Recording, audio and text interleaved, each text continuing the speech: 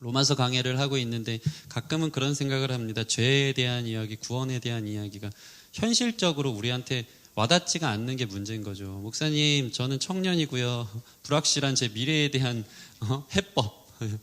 내가 하루하루 정말 지긋지긋하게 돌고 도는 이 인생 속에서 내 삶의 외로움과 지침 속에서 어떻게 살아야 되는지 좀 실제적 문제를 가지고 좀 접근해 주시고 그런 얘기도 좀 해주세요 하는 마음들이 100번 든다는 것을 저도 이해합니다. 여기까지 막 그런 준비를 할까? 연애란 무엇인가? 무슨 사회생활을 하는 것, 또 뭐 취업을 하는 것은 무엇인가? 기독교적 관점 안에서 실제적 이야기들 해주고 싶을 때가 많은데 로마서 말씀은 계속해서 고리타분한 것처럼 신앙의 근원적 이야기들 하는 거죠. 죄의 문제, 구원의 문제. 그러나 주님의 말씀은 아까 제가 기도에 인도한 것처럼 주님의 말씀은 사실 우리가 생각하는 표면적 문제가 아닌 근원적 문제를 건드려내는 것인 줄 믿습니다. 주님과의 관계를 회복하는 것이 사실은 우리의 미래, 우리의 모든 관계, 우리의 가정의 문제, 재정적 문제, 무슨 연애하는 문제, 그 모든 것에 실마리를 푸는 것이 되기 때문에 저는 로마서 강해를 통해서 언론적이고 지루하고 뭔가 교리적인 이야기가 나랑 상관없다라고 듣고 사실 표면적으로 인기가 없어 보여서 저도 마음이 참 많이 안타깝습니다. 근데 저는 생명을 다해서 이 말씀을 준비하면서 제가 목사여서 그런지는 모르겠지만 제 근원적 문제를 건드리고 있고 커다란 배가 이게 꺾을 수 없잖아요. 어떤 힘으로도 그 방향을 선회할 수 없는데 작은 키, 배를 움직이는 작은 그 키 하나가 움직이면 그 배가 움직이듯이 하나님께서는 로마서 말씀을 통해 여러분 삶에 사실은 치붓이 되어지고 별거 아닌 것처럼 여겨지는 그러나 가장 중요한 죄와 구원의 문제를 다루고 있고 이것이 선회되었을 때, 우회되었을 때 여러분 인생의 방향이 바뀌어지면서 자연스럽게 여러분 삶의 문제들은 해결되어지는 것을 경험하게 될 줄 여러분 믿으시기 바랍니다. 그런 마음으로 우리를 마치 병원 가면 문진을 하잖아요. 어디가 아파서 오셨어요? 하는데 가끔은 그것에 대해서 대답해 줄 때 내가 생각했던 병과는 전혀 다른 병으로 우리를 진단해 주는 의사가 있단 말이죠. 그 문제 사실은 외적으로 나타나는 게 속 문제야, 내장 문제야. 그렇게 얘기하는 것처럼 로마서를 통해 우리의 근원적 문제를 하나님으로부터 진단받고 이 부분들을 우리가 중심을 바로 잡는 것이 교회를 생활을 하고 신앙생활을 하는 것에 있어서 중심인 것 같다. 좀 그런 마음이 들어서 로마서 말씀을 나누기 때문에 제가 홍보하는 거예요, 지금. 관심을 갖고.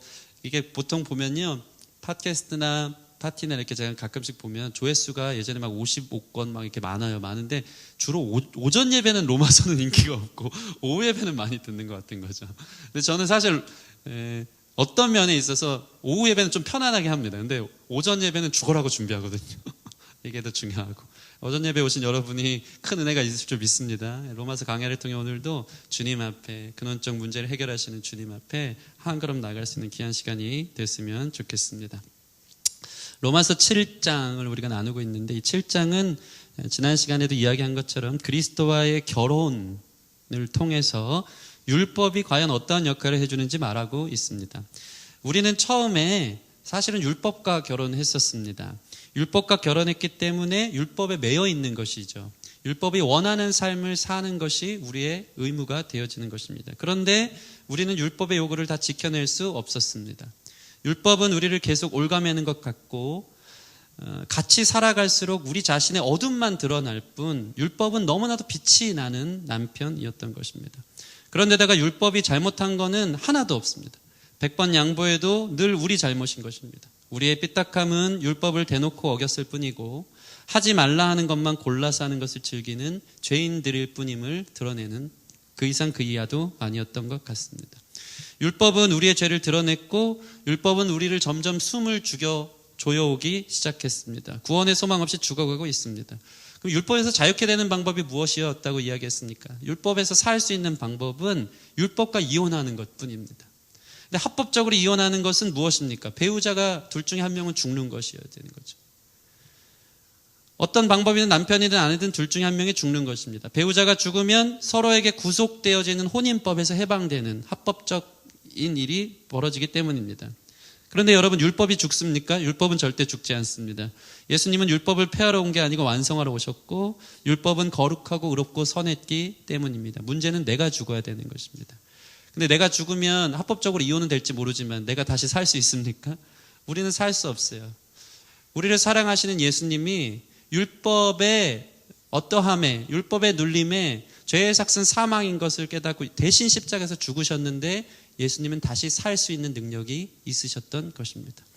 우리를 대신해서 예수님이 죽으셨기 때문에 합법적으로 배우자 중 한 명이 죽은 것이 돼서 이혼이 가능했고, 그것을 통해 우리가 자유를 얻었지만, 항상 하는 얘기는 여러분, 구원은 무엇이라고 했습니까? 구원이라는 것은 죄의 종에서 자유를 얻는 수준이 아니고 죄의 종에서 다시 예수의 종으로, 율법과 죄의 신부로 살다가 다시 예수 그리스도의 신부로 살아가는 것, 그것이 구원이라고 하였습니다.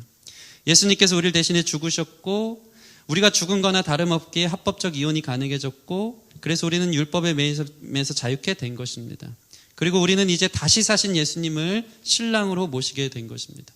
구원은 죄의 종에서 예수의 종으로 옮겨지는 것이기 때문에 우리를 혼자 내버려 두면 우리는 결국 스스로 살아갈 수 없는 존재라는 걸 아셔서 주님은 우리를 자유케 함과 동시에 우리를 신부로 부르신 것입니다. 그래서 예수님은 우리를 율법에서 자유케 하셨고, 우리를 책임지기 위한 멋진 남편, 신랑으로 우리와 함께 하시는 것입니다.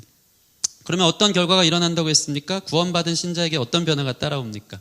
남편 대신 예수님을 사랑하고 예수님과 함께 걷기 시작하는 것이죠. 참 신기한 건 자기도 모르게 남편을 닮아간다는 것입니다. 남편의 사랑을 받아가기 시작하니까 죄와 어두웠던 삶들이 나도 모르게 정리되기 시작하는 거예요. 여러분 안에 이러한 역사가 예수 그리스도를 믿음으로, 예수 그리스도의 신부됨으로 경험되어지기를 소원합니다.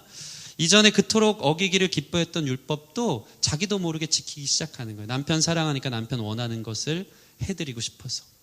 그러면서 자연스럽게 예수님 닮아가고 더 거룩해지고 참 신자의 모습을 갖추는 것입니다. 이것이 바로 그리스도와 결혼한, 그리스도 안에서 세례를 받은 사람들의 참 모습입니다. 매우 이상적이고 우리 모두가 이러한 하나님과의 관계에 이르게 될 줄 믿습니다. 자, 그런데 현실은 어떻습니까? 현실은 어떻습니까? 오늘 말씀은 이 부분을 좀 짚고 넘어가기를 원합니다. 여러분이 주님과 결혼해서 같이 살아가고 있는데 여러분의 현실은 어떻냐 이 말이에요. 여러분 주님만 사랑하십니까? 남편만 바라봅니까? 여러분은 주님을 닮아가고 있습니까? 삶이 변하고 있습니까? 여러분의 상태는 어떠냐 이 말이에요. 이상적으로 결혼하면 예수님 사랑하니까 예수님 닮아가고 거룩해지고 죄가 끈기어진다고 하는데 여러분 현실은 어떠냐 이거예요. 신앙생활 20, 30년, 30, 40년 해도 여전히 주님만 사랑하고 주님만 남편으로 바라보면서 그분이 원하고 기뻐하시는 삶을 향해 그 이상적인 걸음을 걷고 있느냐 이 말입니다. 신앙은 그냥 이렇게 하늘의 이야기, 이상적인 그림을 가진 이야기가 아니고 현실적 이야기거든요. 이 말씀이 내 것이 되기 위해서 오늘 현실에 내재된 내 신앙 상태는 어떠냐 이 말이에요. 이걸 여러분의 신앙 상태를 체크하는 방법이 있습니다. 제가 한번 여러분을 테스트해 보겠습니다. 한번 눈을 감으시고 가슴에 손을 한번 얹어보세요. 가슴에 손을 얹고 눈을 감고 주님 한번 해보면 좋겠습니다. 시작. 한 번 더 시작. 주님. 네. 이게 신앙적으로 다 눈 뜨셔도 됩니다. 왜 시켰냐면 주님 하고 부르는데 어색한 사람. 왜 이렇게 낯설지? 왜 이렇게 서먹하지 한 사람은 신앙적으로 지금 적신호 들어온 사람. 그런데 가슴에 손을 얹고 주님 하는데 왠지 친밀하게 느껴지고 너무 감사하고 주님 생각하면 은혜와 눈물밖에 없는 사람은 신앙적인 청신호, 그린라이트가 있는 사람이에요. 여러분 어떠냐 이 말이에요. 주님 하면 너무 낯설고 내 남편이라고 하는데, 내가 사랑하고 유일하게 바라볼 분이라고 하는데, 내가 예수님과 결혼했다고 하는데 친밀하냐 아니면 서먹서먹한 부부관계냐, 우리 현실은 어떠냐, 이것을 우리가 짚고 넘어가는 것입니다. 바울은 오늘 본문에서 참 재미있는 것은 이러한 신앙생활의 현실을 너무나도 적나라하게 보여주고 있습니다. 바울이 그리스도와 결혼하여 연합했고 그가 성숙한 신자라는 것은 두말하면 잔소리일 것입니다. 그렇죠? 그런데 그는 그의 상태를 오늘 본문에서 어떻게 설명하고 있습니까? 너무 충격적인 거예요. 그의 상태가 어떠냐면요, 15절 보면 내가 원하는 것은 행하지 않고 도리어 미워하는 것을 행한다. 그 성숙한 신자가, 그 대단한 목사가 17절 보면 내 속에 여전히 죄가 거하고 있다. 18절 말씀 보면 원함은 내게 있으나 선을 행하는 것이 없다. 19절 원하는 선은 행하지 않고 도리어 원하지 않는 악을 행하는 자신을 보고 있다. 사도 바울의 현실적 상태, 그도 그리스도와 연합했고 결혼했고 성숙한 신자였으며 수많은 교회를 세우고 많은 서신서를 써서 성경의 정경으로 채택될 만큼 성령 충만한, 그를 통해서 많은 기적과 이사와 은사가 나타나기 시작한 하나님의 사람인 그도 오늘 뭐라고 얘기하냐면요, 내가 원하는 것은 행하지 않고 도리어 미워하는 것을 행하는 자신을 보는 거예요. 악을 행하고 죄를 짓는 자신을 본다. 오라 곤고한 사람이다라는 자기를 이야기하는 거예요. 너무 부끄럽게. 너무 충격적이지 않습니까? 이런 딜레마에 빠진 바울 자신을 여전히 우리에게 나누고 있는 것입니다. 구원받았는데 삶은 그렇지 못한, 선을 원하는데 또 악을 행하고 죄를 여전히 짓고 있는 그의 현실을 바울은 얘기하는 것입니다. 여러분은 어떻습니까? 여러분 자신을 보는 것 같지 않습니까? 바울도 그러니까 얼마나 반갑습니까? 저는 이게 큰 위로가 됐어요. 아, 바울 선생님도 그러는구나. 나 제대로 가는 거 맞구나. 여러분의 이런 위로와 격려가 있기를 바랍니다. 우리도 잘하고 싶은데 잘 됩니까? 안 됩니까? 한 주 동안 예수님 사랑하며 사셨습니까? 승리하셨습니까? 예수님과 상관 있는 삶을 사셨습니까? 어떤 삶을 살고 왔느냐 이 말이에요. 얼마나 우리의 영적인 상태는 메말랐고 쩍쩍 갈라지는, 가뭄과 같이 쩍쩍 갈라지는 흙밭이어서 하나님의 말씀이 한 구절 들어가기도 힘든 상태로 교회에 온 건 아닙니까? 죄와 뒹굴면서 사람은 가만두면 나빠진다고요. 제가 몸도 아프고 이게 명절이 돼서 너무 놀다 보니까 영적으로 너무 다운이 되는 거예요. 기도 생활도 무너지고, 막 오면 이 자리에 앉아서도 막 죄책감이 있는 거예요. 한 주 동안 내가 성도들 위해 기도했는가. 너무 하나님 앞에 온전하게 서 있지 못한 내 자신을 보면서 부끄러운 가운데 있는데, 어제 이 말씀을 준비하면서 보는데 바울도 선은 원하는데, 하나님 앞에 기쁘게 해드리는 걸 원하는데 원하는 대로 살지 못한 자기 자신에 대한 한탄이 있는 것을 보게 된다는 것입니다. 세례도 받고 교회도 열심히 다니는데, 신앙생활 한 지도 오래됐는데 여러분은 죄에서 자유합니까? 의지박약입니다. 늘 넘어지고 내 맘대로 안 되고, 이런 우리의 상황을 바울도 똑같이 겪었다는 것입니다.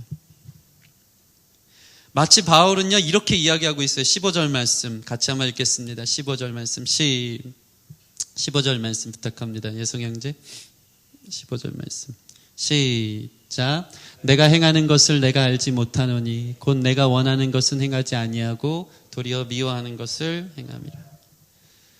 이건 무엇을 얘기하냐면 바울이 죄를 강박적으로 무의식적으로 짓는다는 거예요. 원하는 게 그게 아닌데 자기도 모르게 그냥 죄를 지으니까 죄인인 거죠. 죄인으로 태어나서 죄를 짓는 거죠. 그게 막 꼬여서 강박적으로 무의식적으로 짓는 자기 자신을 보는 거예요. 죄 앞에 서 있는 우리 자신, 구원받았다고 하면서도 그러지 못한 이 바울을 보면서 저와 여러분을 점검하는 귀한 시간이 되기를 바랍니다. 그렇다면 우리가 바울을 한번 다시 체크해 볼 필요가 있어요. 바울은 충격적이겠지만 정말 참 신자인가? 더 극단적으로 바울이 구원받은 거 맞는가 따져봐야 되는 것입니다. 왜냐하면 이 성경 속에 나타나는 바울의 죄에 대한 고뇌, 구원받고 그리스도의 신부로 살아간다고 이야기함에도 불구하고 여전히 가득한 죄로 인해서 고통받는 그 자신을 보면서 우리와 똑같다면 우리는 그거를 냉철하게 성경적 기준으로 봐야 되는 거예요. 바울이니까 100번 양보해서 바울이면 당연히 구원받았지, 바울 선생님이 어떤 분인지 하면서 그냥 얼버무리면서 넘어가는 것이 아니고, 성경은 바울 자신이 이렇다는 것을 고백하면서 구원받았다는 것은 무엇인지 한번 자기를, 바울을 냉철하게 보는 잣대와 같이 자기 자신도 그렇게 가늠하라는 거예요. 저는 오늘 이 말씀을 통해서 여러분이 정말 구원받은 신자인가에 대한 확실한 증거들이 체득되어지고 깨닫기를 바랍니다. 이거는 놀라운 진리인 거예요. 바울의 모습을 보면서 나는 어떠한 위치에 있는가? 그러려면 우리는 밑바닥부터 보는 거예요. 바울을 100번 양보해서 바울 선생님 교회도 많이 짓고 서신서도 많이 쓰고 수많은 기적과 이사를 일으킨 그 놀라운 성령 충만한 사람인 것 같은 바울이 오늘 이런 상황을 보면서 구원받은 거 맞는가? 거기부터 시작해야지 내가 구원받은 거 맞는가? 나 참 신자인가가 드러나기 때문인 거예요. 이 수술대 위에 여러분을 두기를 소원합니다. 먼저 바울을 봅시다. 바울은 참 신자인가? 정말 구원받은 사람인가? 먼저 바울이 이 이야기를 하는 시점을 우리가 보기를 원합니다. 많은 사람들이 이 이야기가 갑자기 로마서 7장에 8장에 그 기가 막힌 하이라이트인 그리스도 예수 안에서 정죄함이 없다라는 놀라운 선포 전에 왜 이렇게 어둡게 마치 로마서 1장부터 7장까지 너무나도 멋있게 복음이 무엇인지 구원이 무엇인지 죄인된 우리를 향한 하나님의 사랑이 무엇인지를 설명하는 것처럼 여기까지 왔다가 갑자기 이거를 끼워 넣는 것이죠. 8장 넘어가기 바로 전에. 그래서 많은 사람들은 이것을 이렇게 이야기합니다. 바울이 회심하기 전에 자기 상태를 얘기하는 거라고. 그리스도와 결혼하기 전, 세례받기 전, 구원받기 전의 상태는 곤고한 사람이었다. 죄와 뒹굴고 죄 때문에 힘들어하고 하는 사람이었다라고 얘기하는 것이죠. 그런데 여러분 전혀 그렇지 않습니다. 로마서를 쓰는 시점은요, 바울의 사역 초기가 아니고요, 수많은 교회를 세우고 난 사역 후기 때 쓴 거예요. 신앙생활 연륜이 아주 오래됐고 수많은 성령의 충만한 가운데 수많은 하나님의 지혜로 성경을 써내려간 하나님의 사람인데 그의 현 상태가 지금 이렇다는 거예요. 특별히 오늘 본문의 시제를 보면, 동사 시제를 보면 전부 다 현재형이에요. 15절 보면 행함이라, 19절 보면 악을 행하는 도다. 현재 그렇다는 거예요. 23절 보면 나를 사로잡는 것을 보는 도다. 24절 오라 나는 곤고한 사람이로다. 사람이었다, 사로잡는 것을 보았었다가 아니고 다 현재형으로 쓰고 있는 거예요. 헬라어로 보면 다 현재형이 더 기가 막히게 나와 있습니다. 다시 말해 현재 그의 상태가 이렇다는 것입니다. 로마서를 쓰고 있는 이 시점에서 말이 됩니까? 너무 충격적인 것이죠. 악을 행하고 악이 사로잡고 곤고한 사람이라는 것을, 이것이 당면에 있는 바울의 자신의 신앙 상태라는 것입니다. 지금까지 수많은 교회를 세우고 수많은 기적과 역사를 이루고 수많은 성경을 써내려간 성령의 사람 바울이 지금 이렇다는 것입니다. 또한 그의 위치는 어떤가요? 그의 신분상 위치는 그리스도의 신부로 서 있는 상태입니다. 참 교회로, 참 신자로 자기가 있음을 로마서 강해를 지금부터 로마서 1장부터 7장까지 증명해 보면서 지난주에 나눈 것처럼 우리는 그리스도와 결혼했다, 그리스도의 신부다라는 자기의 신부는 죄인의 상태가 아닌 믿음으로 칭이 되었고 하나님의 신부로서 하나님의 자녀된 상태라는 거예요. 그렇죠? 그 시점상으로는 신앙생활을 오래 했을 때, 신분상으로는 자신이 하나님의 자녀임을 믿고 거룩하다, 하나님의 그 믿음으로 구원받았다라고 칭이 받은 상태라는 거예요. 그런데 그의 상태가 지금 이렇다는 것입니다. 여러분, 그렇기 때문에 참 신자라는 것은 구원의 확신이 있어도 죄를 지을 수 있다? 없다? 지을 수 있다라는 것입니다. 자, 이제 세 번째, 바울을 보면서 구원받은 신자의 특징을 나누기를 원합니다. 그럼에도 불구하고 바울이 어땠는지 좀 나눠봅시다. 이게 저는 두려움으로 와닿더라고요. 구원받았어도 죄 짓는구나. 그래서 위로와 격려가 되지만 이 말씀을 보면서 우리가 참 신자인가를 가늠할 수 있는 잣대가 되어지는 것입니다. 우리 22절 말씀 같이 한번 읽겠습니다. 22절 말씀, 우리 예성형제 22절 시작. 내 속사람으로는 하나님의 법을 즐거워하되. 따라해 보겠습니다. 속사람은 하나님의 법을 즐거워합니다. 여러분 보세요. 죄가 그 안에 여전히 있음에도 불구하고 그 안에 다른 한 법이 있는데, 다른 한 원함이 있는데, 그것은 뭐냐면 하나님의 법을 즐거워한다는 것입니다. 죄가 여전히 있는데 사도 바울은 하나님의 법을 싫어하는 건 아닙니다. 하나님의 통치와 다스림을 진심으로 원하고 그 은혜 안에 거하기를 기뻐한다는 것입니다. 이것이 구원받은 사람의 특징인 것인 줄 믿습니다. 여러분, 죄를 짓는 것이 구원받은 자나 불신자나 다 죄를 짓는 것일 수 있어요. 그러나 구원받은 사람의 놀라운 특징은 뭐냐면 그리스도의 신부로서 하나님의 법을 즐거워하는 거예요. 그분을 즐겁게 하기를 원하고 그분 안에 누리는 기쁨을 추구하고 그 은혜의 맛을 아는 거예요. 그게 바로 구원받은 사람의 특징인 것입니다. 죄를 지을 때 막 그것이 너무 기쁘고 그것을 추구하고 하나님 필요 없어, 이런 죄성이 있다가도 은혜가 있고 하나님의 사랑이 있으면 이 너무 가치 없는 내가 그것에 또 빠져서, 내가 그 죄에 또 빠져서, 내가 또 반복적으로 다른 사람을 힘들게 하며 또 그렇게 죄를 지었곤 하면서 나는 하나님의 법을 따라야 되는 사람인데 하면서 안타까워하며 가슴을 치며 회개하며 하나님 기뻐하는 삶 살고 싶은데 하는 이 속사람의 원함이 있는 것. 사도 바울은 그런 사람이었습니다. 이것이 바로 구원받은 사람의 특징인 것입니다. 여기에도 여러분이 위로가 있기를 바랍니다. 위로가 있다는 것의 반대는 뭡니까? 심각하게 고민하라는 거예요. 목사님, 저 교회는 다니는데 신앙생활 오래 했는데 죄는 여전히 기쁜데 하나님의 법을 기뻐하는 것은 사실 기쁜지 모르겠어요. 그럼 심각하게 고민하는 거다. 구원받은 거 맞는가? 여러분, 불신자라면 절대로 하나님의 법을 즐거워할 수 없습니다. 불신자라면 속마음으로 하나님의 법을 기뻐할 수 없는 거예요. 로마서 8장 7절에서 8절 말씀 보시면 우리 같이 한번 읽겠습니다. 로마서 8장 7절에서 8절 말씀.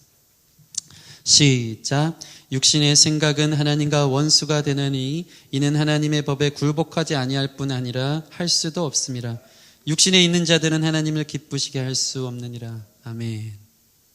육신에 있는 자들, 이것은 바로 옛 구원받기 전에 있는 상태를 얘기하는 거예요. 자연인인 거죠. 거듭나지 않은 자연인, 죄로 태어난 사람들은요, 오늘 이 말씀을 보면 하나님의 법에 굴복하지 아니할 뿐 아니라 어떻게 해요? 할 수도 없어요. 그리고 하나님을 기쁘게 할 수 없다라고 단정하는 것입니다. 만약에 여러분 안에 하나님을 기쁘게 하고 싶어하는 마음이 있고 하나님의 법을 즐거워함이 있다면 그것은 구원받는 사람의 특징인 것입니다. 불신자는 결코 그렇게 할 수 없다라는 것이기 때문에 여러분 안에 이러한 주님을 기뻐하는 마음이 있다면 여러분 안에 성령이 거하시는 것인 줄 믿으시기 바랍니다. 또한 하나님을 이 말씀이 기쁘게 할 수 없는 불신자의 상태를 명확하게 보여주는 것을 보게 된다는 것입니다. 여러분, 이 말씀 이 세 가지까지 나눴는데 구원받은 신자 안에 여전히 죄가 기승을 부리는 바울의 모습을 보셨습니까? 그렇다면 또한 구원받은 신자 안에 하나님을 즐거워하는 모습 또한 증거라고 하는데 여러분은 그렇는지 안 그런지를 파악하기를 바랍니다. 네 번째, 바울의 상태입니다. 지금 자신을 어떻게 판단하고 있습니까? 이것 또한 매우 중요합니다. 18절 말씀 같이 한번 읽겠습니다. 18절 말씀 시작. 내 속 곧 내 육신에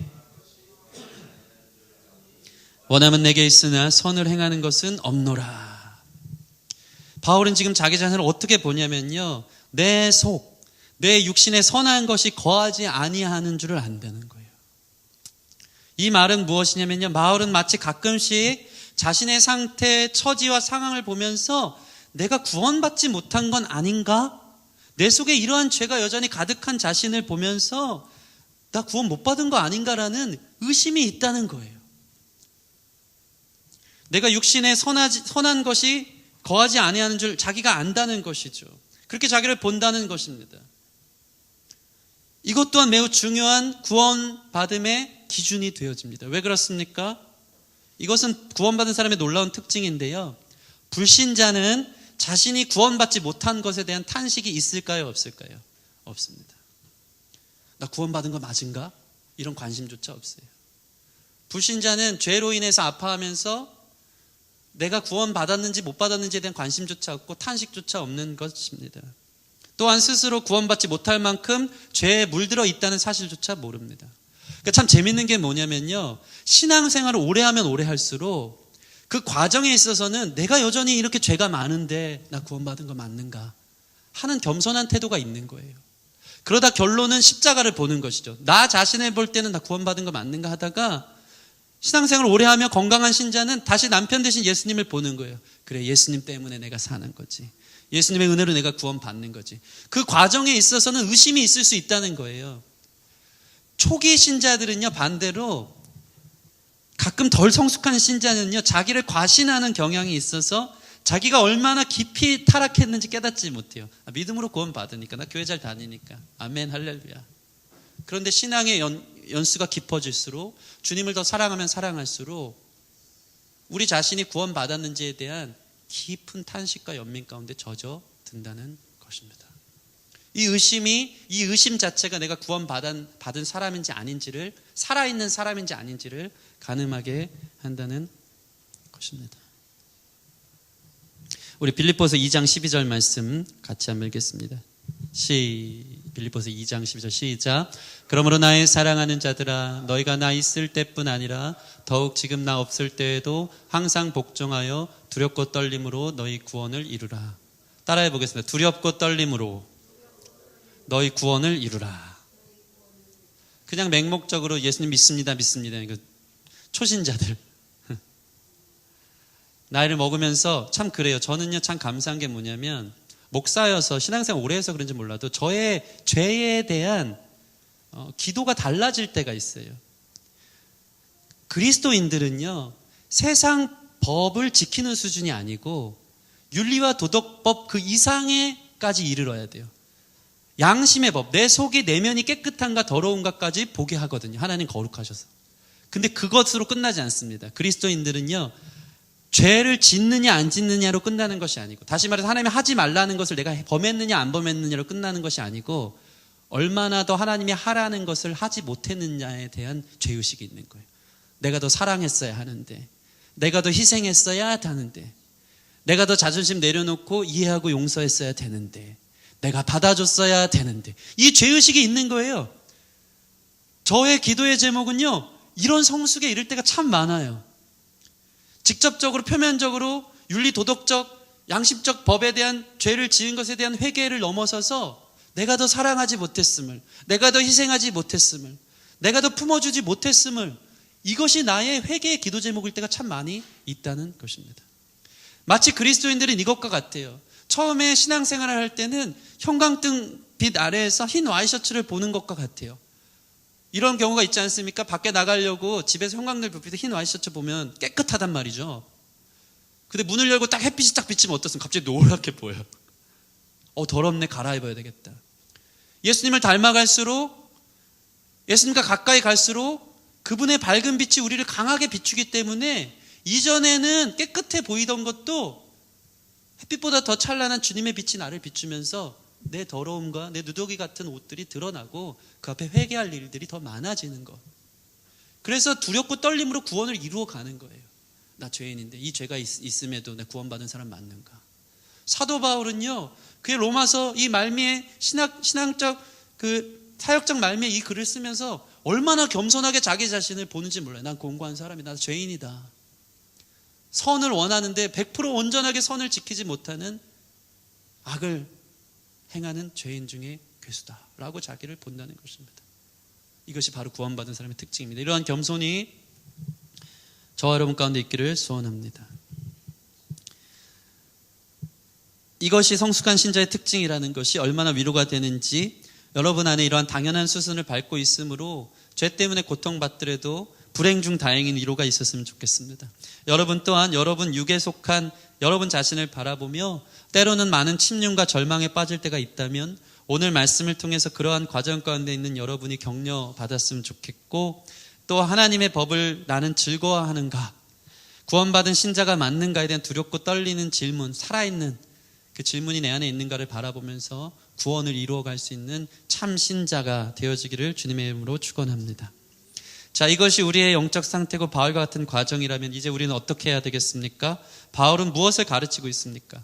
이러한 자기 상태를 보면서 깊이 깨달은 한 가지가 있어요. 그게 뭐냐면 21절입니다. 21절 말씀 같이 한번 읽겠습니다. 21절 시작. 그러므로 내가 한 법을 깨달았노니 곧 선을 행하기 원하는 나에게 악이 함께 있는 것이로다. 여기서 얘기하는 한 법을 깨달았다고 얘기하는데 이 한 법은 하나의 패턴, 법칙, 원리예요. 오늘 저희가 읽은 내용 중에는 법에 대한 얘기가 많이 나오거든요. 하나님의 법, 이것은 율법 자체를 얘기하는 거예요. 룰이죠, 룰. 그런데 여기서 얘기하는 내가 한 법을 깨달았다는 것은 하나의 패턴을 깨달았다는 거예요. 하나의 법칙을 깨달았다는 것입니다. 그것은 무엇이냐면요, 21절 읽은 것처럼 내가 한 패턴, 한 가지 흐름, 한 가지 원리를 깨달았는데 선을 행하기 원하는 나에게 악이 함께 있다. 이게 무슨 의미입니까? 내가 선을 행하기 원하면 원할수록 악이 가만두지 않는다는 법칙을 깨달은 거예요. 그는 한 가지 법칙을 깨달았는데 내가 더 선해지면 선해질수록, 하나님 앞에 더 가까이 나아가면 나아갈수록 악이 더 기승을 부리는 것을 경험한다는 것입니다. 더 강하게 공격해 온다는 것입니다. 마치 건강하고 배부른 곰보다는 상처 입은 곰이 더 위험한 것처럼 사탄 마귀는 십자가에서 치명적 상처를 입었고 자신의 세력이 죽어가는 걸 알고 있기 때문에 하나님의 사람을 물귀신 작전처럼 그냥 두지 않는다는 거예요. 상처받은 곰처럼, 우는 사자처럼 더 공격해서 한 번이라도 침륜에 빠지고 구원의 확신 가운데서 넘어지게 하려고 하고, 구원의 투구, 의의 흉배, 믿음의 방패들 다 깨어 붙이려고 우리를 정죄하면서 불화살을 던지면서 더 강력하게 악의 기승을 부리는 것을 여러분 경험합니까? 안 합니까? 경험하는 거예요. 여러분 안에 영적인 블랙드루가 있기를 바랍니다. 영적 돌파가 어디서 일어나는지 아십니까? 그것을 아는 사람인 거예요. 내가 신앙생활 좀 열심히 하고 교회 열심히 다니기 시작했고 기도 생활하면 어떤 일 벌어집니까? 더 많은 죄가 기승을 부려요. 가만두지 않습니다.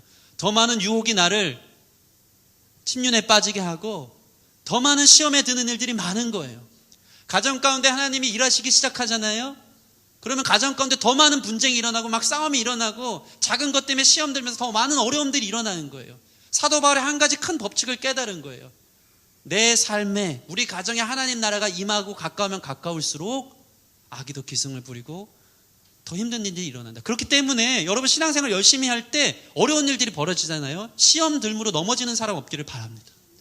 당연한 거라고 여기세요. 내가 하나님 앞에 바로 서려면 설수록 더 악이 기승을 부립니까? 죄가 무서워서 공격하고 있다. 사탄이 무서워서 공격하고 있다.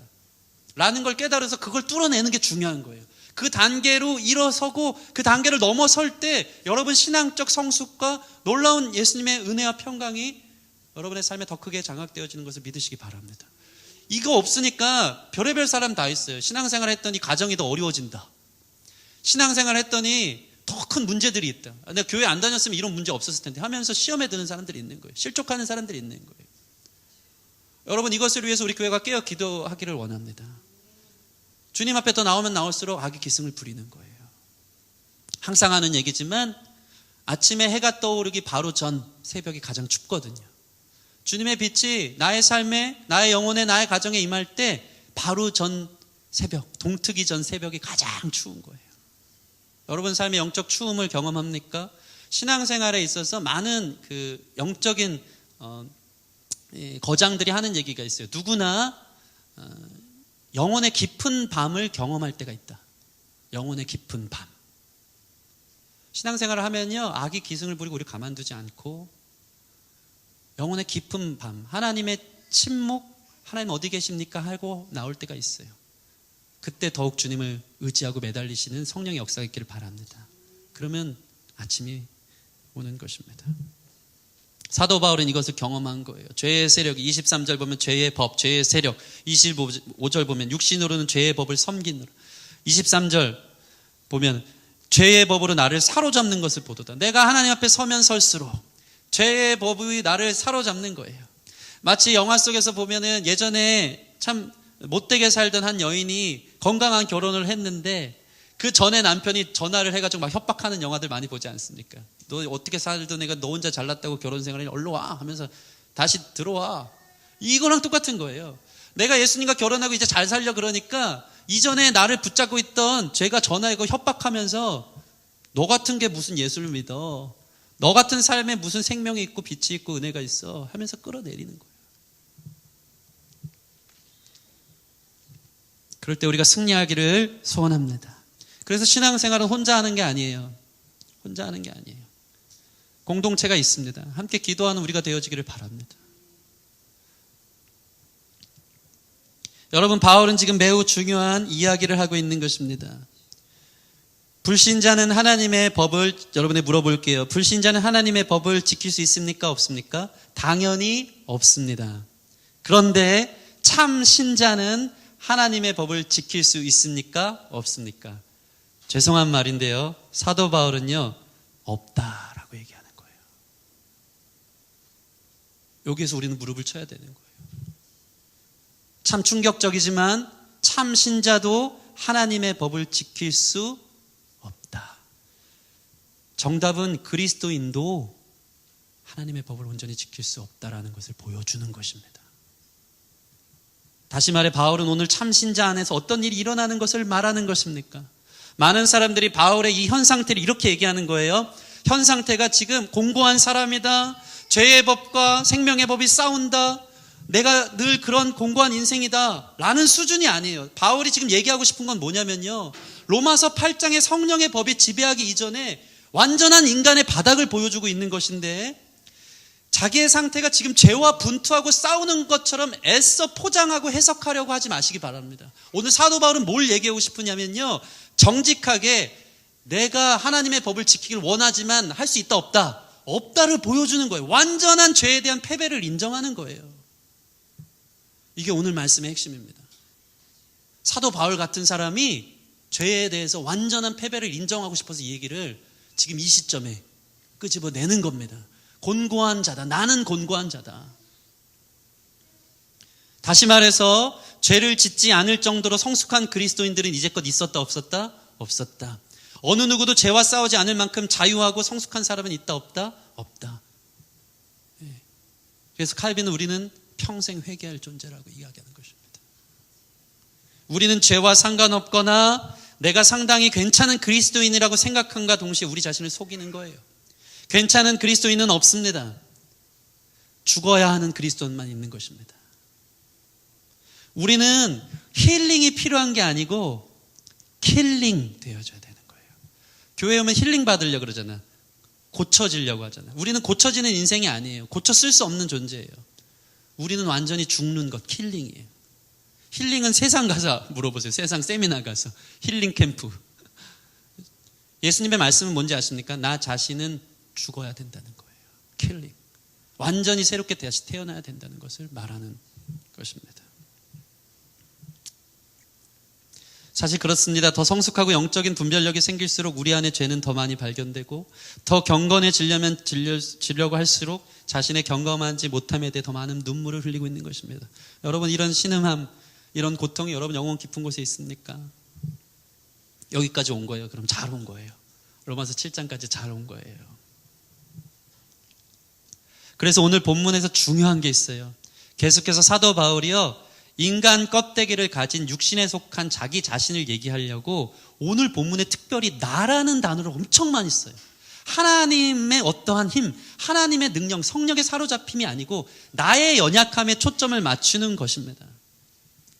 나는 이길 수 없다. 나는 진다. 나는 내가 원래 살아야 하는 대로 살지 못하는 존재다. 그게 나라는 거예요. 인간 나, 연약한 나, 하나님의 법을 기뻐하긴 하지만 율법을 지킬 수 없는 나 자신을 계속해서 드러내는 거예요.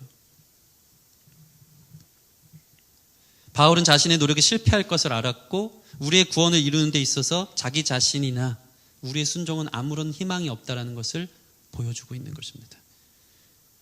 다시 말해 항상 하는 말이지만 참된 신자는 자신의 노력이 아닌 오직 성령의 역사에 의존할 때만 승리할 수 있는 것을 믿으시기 바랍니다.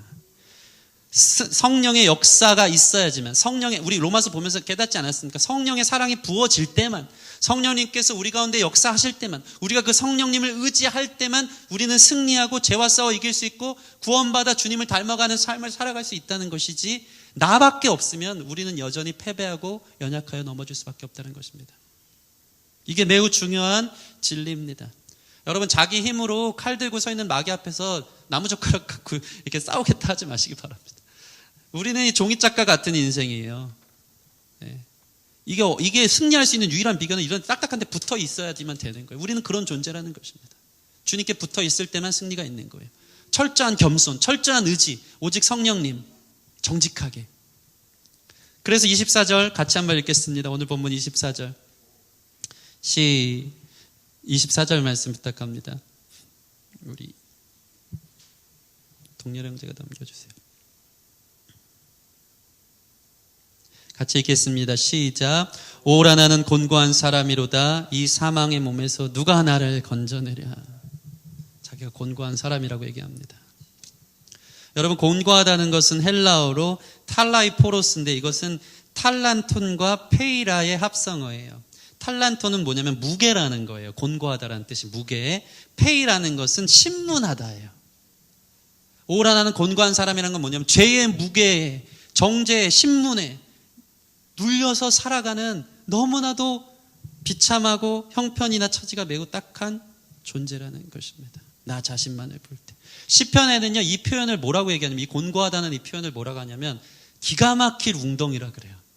내가 사망의 골짜기를 지나고 내가 기가 막힐 웅덩이에서 빠져 있을 때, 이 기가 막힐 웅덩이는 뭐냐면요, 도저히 빠져나올 수 없는, 허우적거릴수록 더 밑에 진흙 구덩이가 있어서 허우적거리면 더 빠져드는 기가 막힐 웅덩이에 빠진 게 사실 우리 자신이라는 것을 보여준다는 것입니다.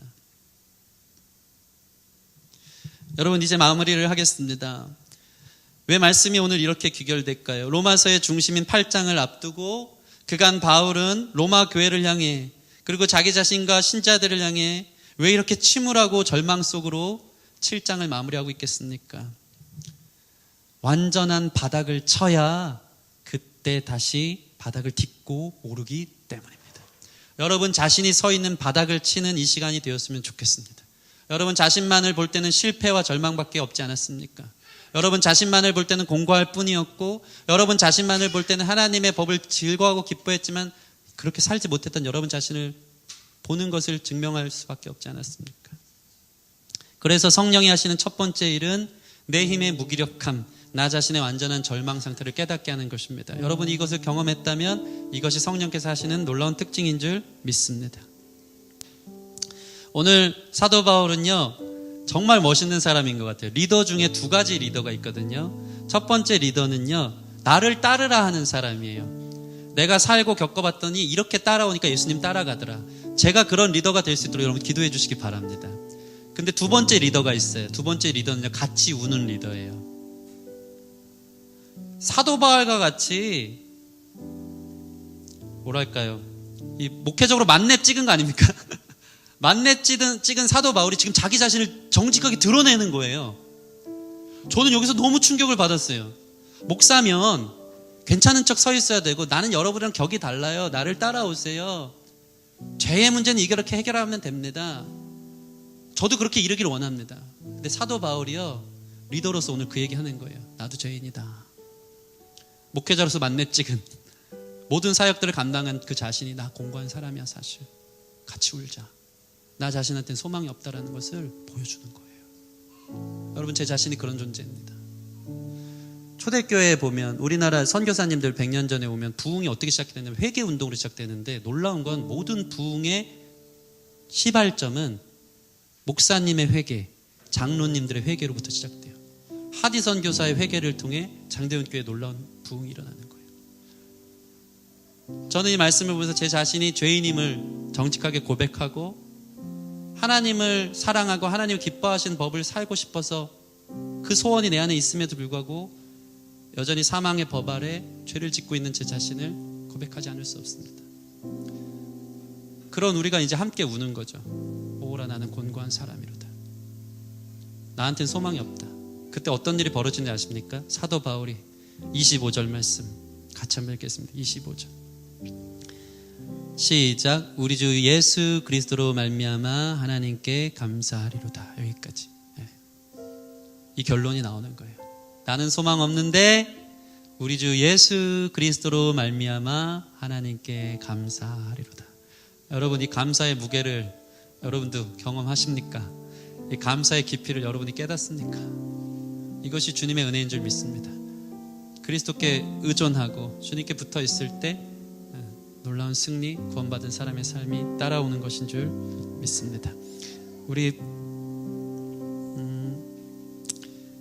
이 찬양하고 같이 기도했으면 좋겠습니다. 오늘 말씀을 통해서 특별히 생각난 찬양이 예수 사랑하시면 이 찬양인데, 이 찬양하면서 내 자신의 연약함을 좀 주님 앞에 올려드리고 또 같이 기도하는 시간 갖기를 바랍니다.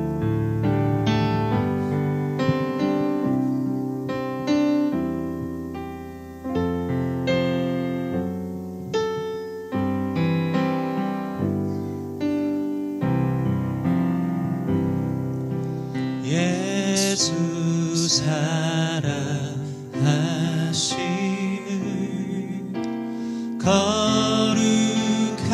거룩하신 말일세, 우리들은 약하나 예수 권세 많도다. 날 사랑하신, 날 사랑하신, 날 사랑하신 성경에 써있네. 3절 내가 연약할수록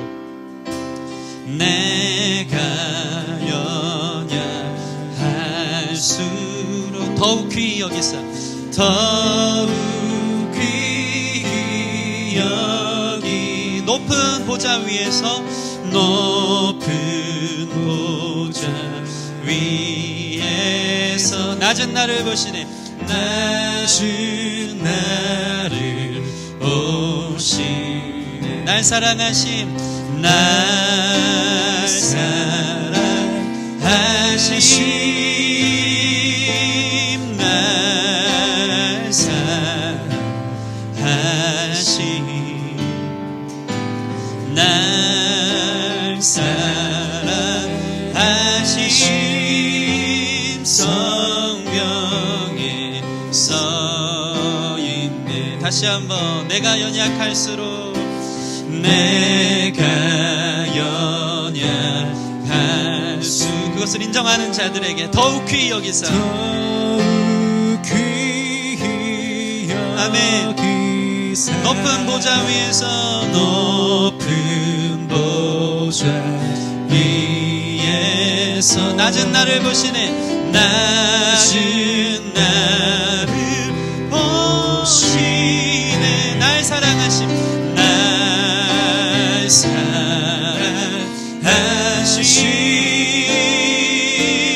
날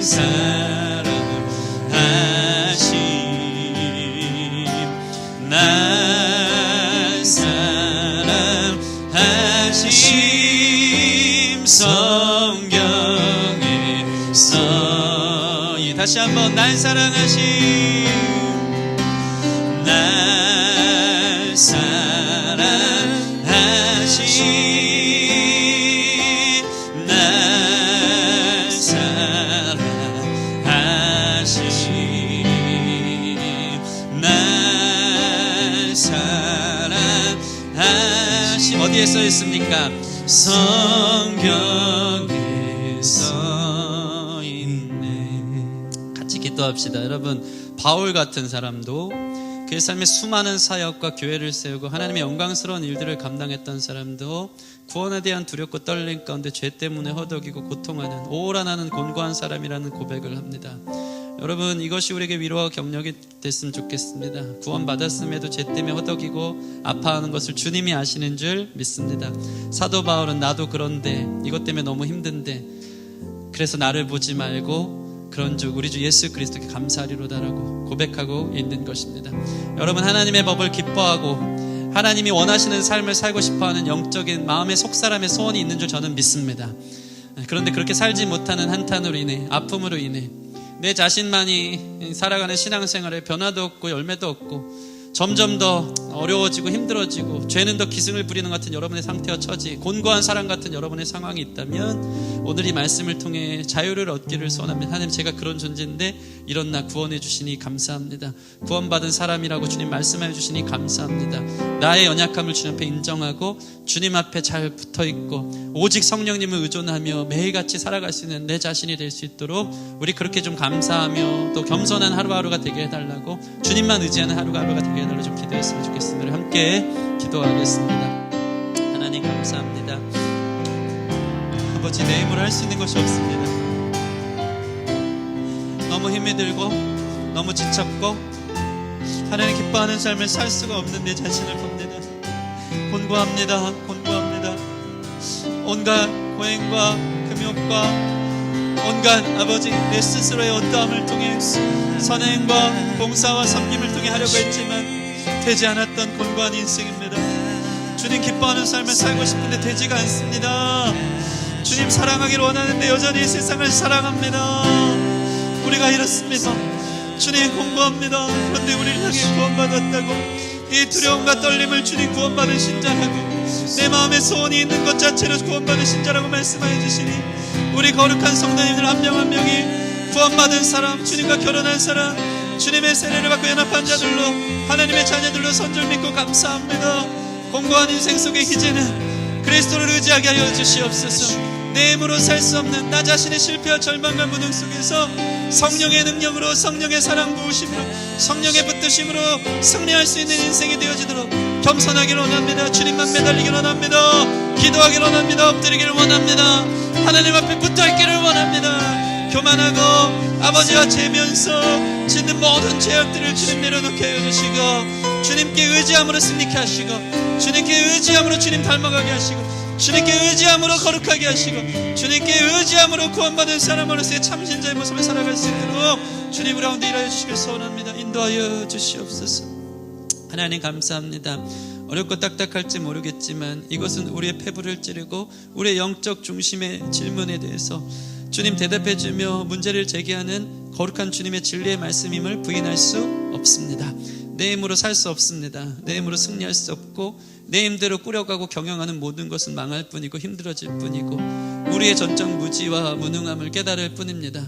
내 마음대로 내 스스로도 하나님 기뻐하는 삶을 살 수 없었고 내 뜻과 내 계획과 내 방법대로 내 가정을 주님 원하는 삶으로 살아가게 할 수도 없었고 내 자녀도 내 모든 관계도 내 미래도 내가 원하는 방식대로 할 수 없는 무능하고 곤고한 자들임을 이 시간 주님 앞에 고백합니다. 이런 나를 내려놓게 하여 주시옵소서.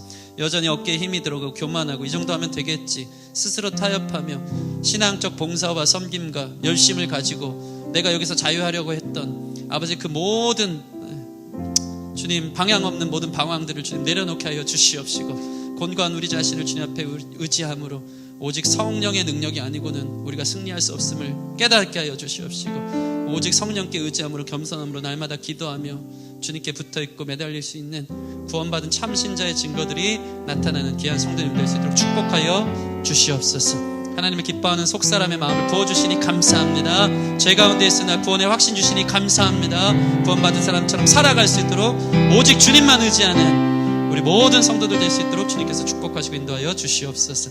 예수님 이름으로 기도합니다. 아멘.